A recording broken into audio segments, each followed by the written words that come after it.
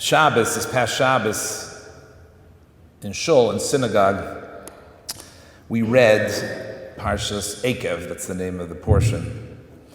And in that portion of the Torah, Moshe Rabbeinu describes the story with the breaking of the tablets of the Luchos.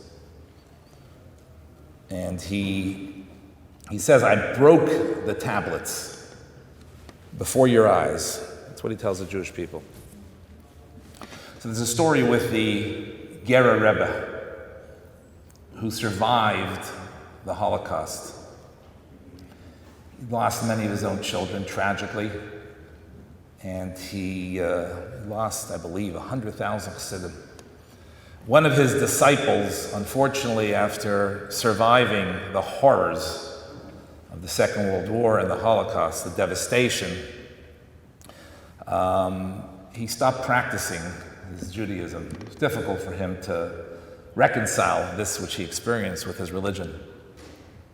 And he came to the Gera Rebbe and he asked the Gera Rebbe, how is it that you're still able to serve God in the way you do with that passion and excitement and enthusiasm and commitment after everything you've gone through?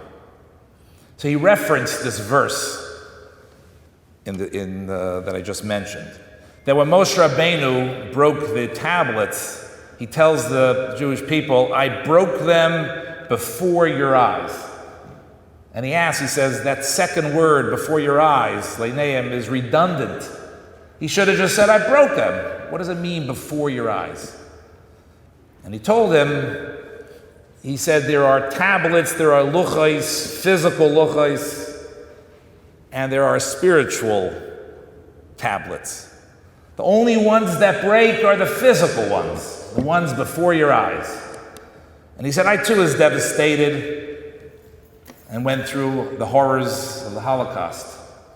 He said, but after the Holocaust, I tapped into the essence of my soul, the luchos that cannot be broken, and I was able to revitalize myself and to continue to serve God. And I redoubled my efforts to teach Torah and to expand the practice and the religion to as many people as possible.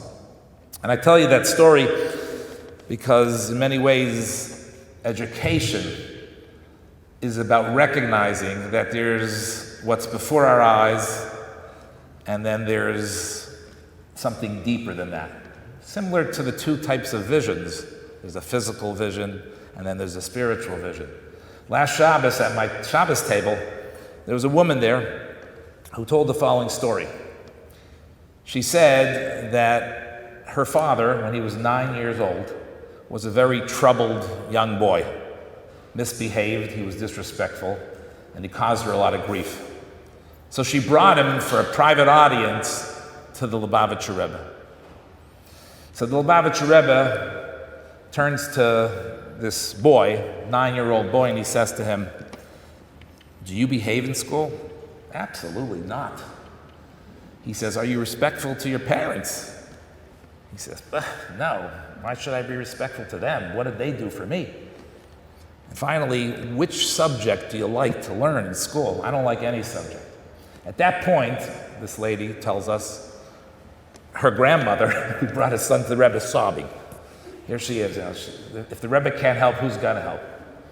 So the Rebbe turns to the mother and says, what a wonderful character trait of truthfulness that your son has. It will be very helpful to him in his life. And that transformed everything, because the Rebbe recognized within this child, that there were some broken luchos, there were certain behaviors that weren't appropriate, but there was something deeper there. There was a quality and the Rebbe didn't just do this to be cutesy.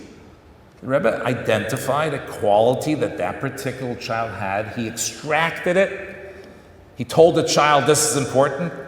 And as this woman told us at our Shabbos table last week, that character trait of truthfulness remains with her father till today. He's in his 80s.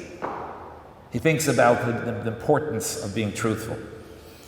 So our job as teachers, is to extract in every child, to identify something about them in which they shine And it's our job as teachers to help them shine.